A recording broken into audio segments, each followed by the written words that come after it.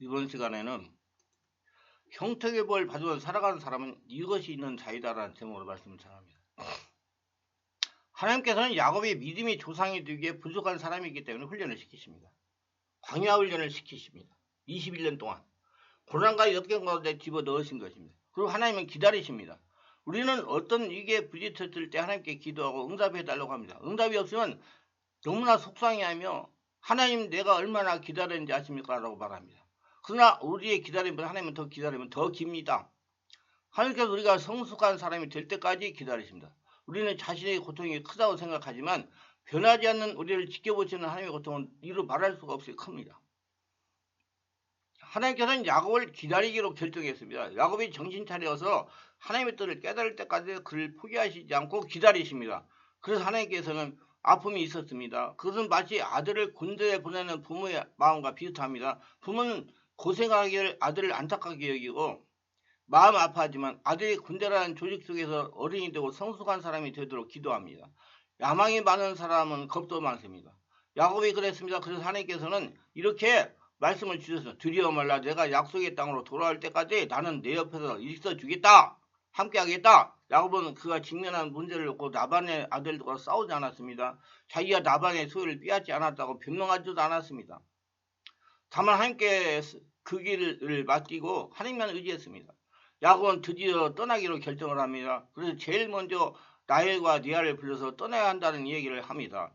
본문 창세기 31장 4, 5절 말씀 보세요. 야곱이 사람을 보내어 라헬과 리아를 자기 양떼가 있는 들로 불러다가 그들의 이르되 내가 그대들의 아버지의 안색을 본즉 내게 대하여 전과 같지 아니하도다. 그러할지라도 내 아버지의 하나님은 나와 함께 계시느니라. 창세기 31장 4, 5절. 야곱은 그동안 자초지정을 부인들에게 얘기합니다. 라반의 두 딸은 쉽게 동의하지 않았으며 아무리 자기 아버지가 잘못했어도 아버지를 비난하는 남편이 고을 리가 없이 남편이 마음이 편치 않았을 겁니다. 그래도 야곱은 계속해서 그들을 설득합니다. 창세기 31장 60절 말씀 보세요. 그대들도 알거니와 내가 힘을 다하여 그대들의 아버지를 성격권을 그대들의 아버지가 나를 속여 품삯을 10번이나 변경하였느니라. 그러나 하나님이 그를 막아서 나를 해치지 못하게 하였으며 품삯을 10번이나 변경했다는 것은 품삯을 속였다는 겁니다. 그러나 하나님은 야곱을 보호하셨습니다. 야곱이 지난 14년 동안 장인을 섬기며 고생했던 사실과 그의 품삯을 장인 나반이 여러 번 속여서 갈취했다는 사실은 누구 다 아는 사실이었습니다. 창세기 30절 8, 9절 말씀 보세요. 그가 이를 점 있는 것이 넥삭스에 되려다 하면 온 양떼가 나은 것이 점 있는 것이요 얼룩무늬 있는 것이 넥삭스에 되려다 하면 온 양떼가 나은 것이 얼룩무늬 있는 것이니 하나님이 이같이 그들의 아버지의 가축을 빼앗아 내게 주셨느니라 그랬어요. 라반은 야곱에게 주기로 품삯을 10번이나 바꾸면서까지 사유를 이용했습니다. 그러나 하나님께서 이 상황에 개입하셨기에 나반의 방해에도 불구하고 야곱은 부유해 줄 수가 있었습니다. 창세기 31장 10절로 13절 말씀을 봅니다. 그 양떼가 새끼 뵐 때 내가 꿈에 눈을 들어보니 양떼를 탄 순양은 다 얼룩무늬 있는 것과 점 있는 것과 아롱된 것이었더라. 꿈에 하나님의 사자가 내게 말씀하시길 야곱아 하기로 내가 대답하기를 여기 있나이다 하며 이르시되 내 눈을 들어보라 양떼를 탄 수양은 다 얼룩무늬 있는 것, 점 있는 것과 아롱된 것이니라. 나반이 내게 행하는 모든 것을 내게 보았노라. 나는 베델의 하나님이라. 내가 거기서 기둥에 기둥을 붓고 거기서 내게 서원하여 있으며 지금 일어나 이곳을 떠나서 네 출생지로 돌아가라 하셨느니라. 창세기 31장 10절 13절. 하나님은 지금 천사를 보내서 야곱에게 말씀하고 있습니다. 하나님께서 야곱을 인도하고 있는 것입니다. 하나님께서 야곱에게 복을 주신 것을 살펴보면 복의 비밀을 알게 됩니다. 야곱은 복을 받을 만한 어떤 선한 일을 하지 않았습니다.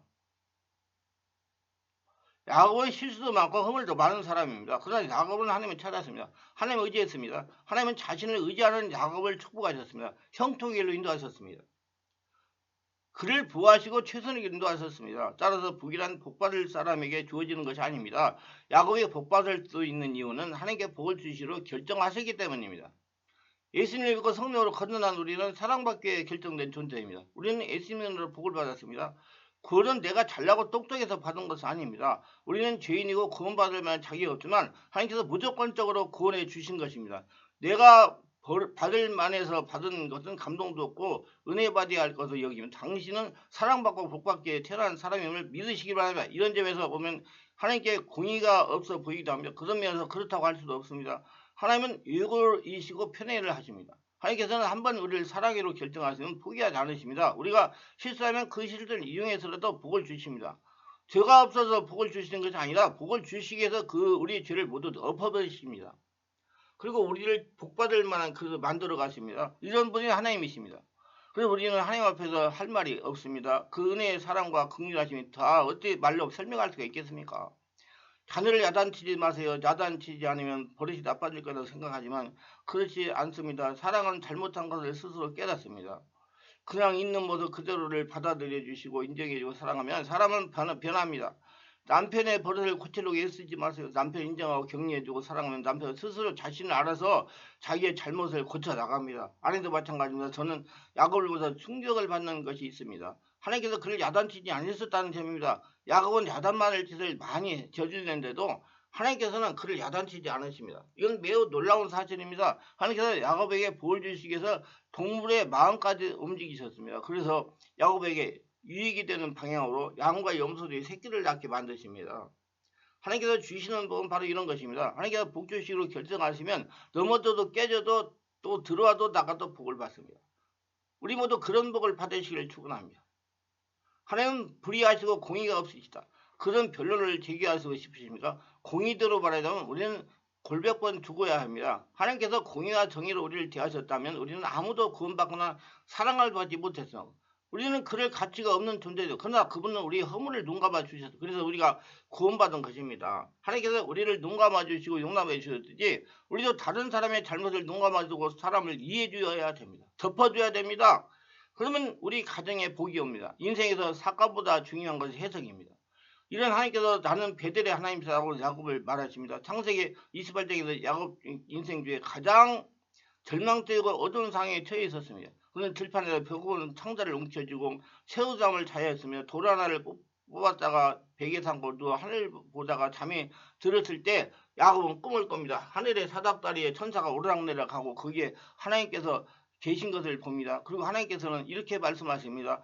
또 본적 여호와께서 그 위에 서서 이르시되 나는 여호와니 너의 조부 아브라함이 하나님이요 이삭이 하나님이라. 내가 누워있는 땅을 내가 내 자손에게 주리니 내 자손이 땅이 티끌같이 되어 내가 서쪽과 동쪽과 북쪽 남쪽으로 퍼져나갈지며 땅의 모든 족속이 너와 내 자손으로 말미암아 복을 받으리라. 내가 너와 함께 있어 내가 어디로 가든지 너를 지키며 너를 이끌어 이 땅으로 돌아오게 할지라. 내가 네게 허락한 것은 다 이룰 때까지 떠나지 아니하라 하신지라. 창세기 28장 13절 15절. 야곱은 이 약속을 굳게 붙잡고 살았습니다. 그는 하나님의 동행하심을 믿었습니다. 여러분도 하나님의 동행하심을 믿으시기 바랍니다. 여러분 하나님의 주인이고 하나님의 성전이라는 걸 믿으시기 바랍니다. 이것이 야곱의 형통의 비결입니다. 하나님의 백성들이 형통의 비결은 하나님을 찾는 것입니다. 하나님 주인으로 모시고 함께 동행하시고 성전으로 사는 겁니다. 예레미야 10장 21절에 보면 목자들은 어리석어 여호와를 찾지 아니하므로 형통하지 못하며 그 모든 양떼는 흩어졌다고 말씀합니다. 하나님의 사람이 형통한 길로 가는 것은 하나님의 주인으로 모시고 찾는 겁니다. 하나님께 기도하는 겁니다. 하나님 의지하는 겁니다. 시편 30편 5절에 보면 내 길은 여호와께 맡기라. 그를 의지하면 그가 이루시리라고 말씀을 합니다. 하나님에게 길을 맡겨야 됩니다. 그 길이 하나님께서 인도하신다는 얘기예요. 그렇기 때문에 하나님께 집중하며 성령의 음성 내 말을 드려야 됩니다. 민감성을 기발해 영적으로. 영적으로 민감성 개발하면 성령이 충만해야 됩니다. 성령이 충만하면 먼저 성령세를 받으셔야 돼요. 하나님은 영이시니 성령이 내 말을 듣고 행동해야 하기 때문입니다. 내가 너와 함께 있어 내가 어디로 가든지 너를 지키며 너를 이끌어 이 땅으로 돌아오게 할지라. 내가 네게 허락한 것은 다 이루기까지 너를 떠나지 아니하리라 하신지라. 꿈에 이 말씀을 들은 야곱은 놀랐습니다. 그때야말로 야곱이 야단맞을 잘못을 저질렀을 때인데 하나님께 오셔서 야단을 치신 대신 이루와 격려를 주시기 때문입니다. 이런 말 듣고 살아나지 않을 사람이 어디 있겠습니까? 이렇게 자녀를 격려해 보세요. 하나님께서는 절대로 야곱을 야단치거나 떠나지 않았습니다. 우리가 기억해야 할 메시지는 하나님께 여러분 이렇게 무조건 사랑한다는 겁니다. 저도 교회를 개척하기가 여러 가지 힘들고 고통스럽고 정말 어려운 난관에 처했을 때 하나님께 하소연하고 항변하면서 내가 하나님 지금이라도 세상을 보내주셔가지고 장로로 살게 해주세요. 근데 내가 세상에 돈을 벌어가지고 하나님께 영광을 돌리고 살겠으면 그렇게 막 원망하라고 왜 불렀습니까? 불렀으면 뭐 축복을 해야지. 이렇게 원망하고 기도할 때 하나님께서는 죄짐 맡은 우리 구주 찬양을 불러주시며 위로하셨습니다. 그게 뭐야? 전부 다 내가 하려니까 고통받는 거예요. 그래서 내가 그때 깨달아가지고 이제 하나님께 의지해가지고 하나님 하라는 대로 해야 되겠구나 하고 바꿔가지고 여기까지 온 겁니다. 하나님은 절대로 여러분 나 같으면 니까지 놈 항한 필요가 없어. 발로 차가지고 네가 하고 싶은 대로 세상에 가서 살아라 할 건데, 하나님께서는 저에게 죄짓 맡은 노리고 찬양을 불러주시면서 저를 이루하셨어요. 함께 한다고. 네가 다 하려고 하지 말고 내게 맡겨라. 내가 하라는 대로 해라. 그래서 그때 해가지고 여기까지 따라온 겁니다. 저는 정말로 체험을 많이 했습니다.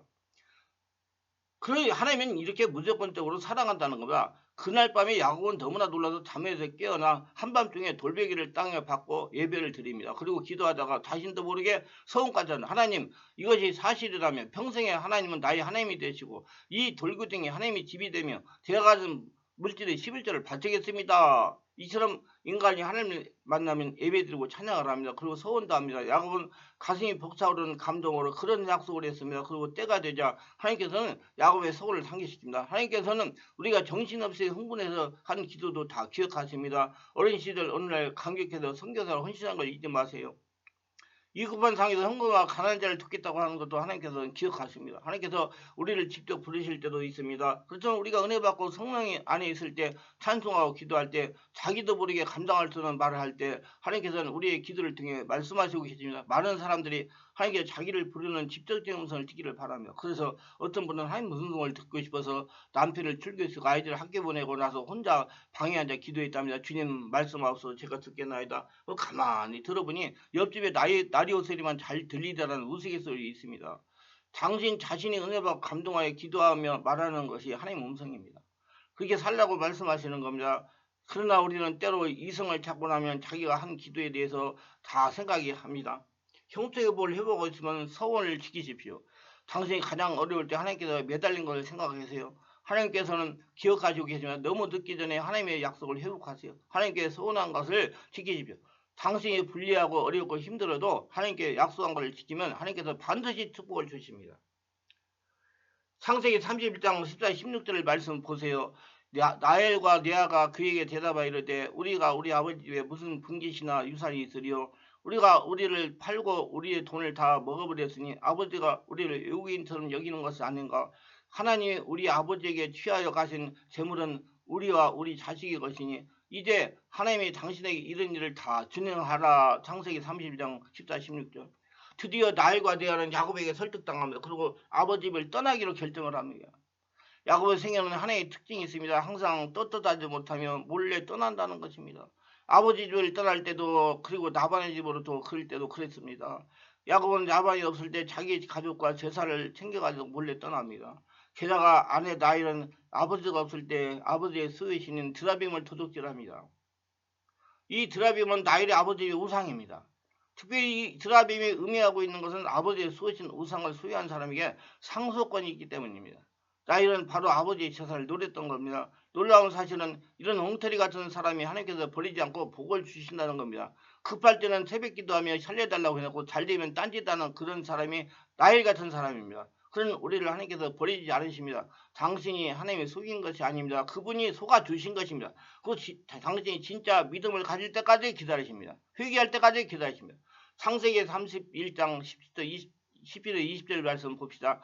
야곱이 일어나 자식들과 아내들을 낙타에 태우고 그 모은 바 모든 가축과 소유 몰고 그가 바단 아람에서 모은 가축을 이끌고 가나안 땅에 있는 그의 아버지 이삭으로 가려 할 때 그때 라반이 양털을 깎으려 갔으므로 라헬이 그 아버지의 드라미를 도둑질하고 야곱은 그 거처를 아람 사람 라반에게 말하지 않고 가만히 떠났더라. 창세기 31, 37절 20절.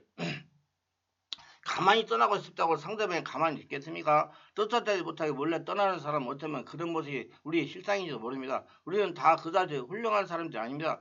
헌신하고 교회에서 봉사하면서도 우리 안에 그런 인간적인 요소를 가지고 있습니다. 이것이 예수님 믿는 우리의 전주소입니다. 그런 희한한 것은 그러면서도 하나님을 떠나지 못한다는 사실입니다. 왜냐하면 하나님께서 우리를 놓지 않으시기 때문입니다.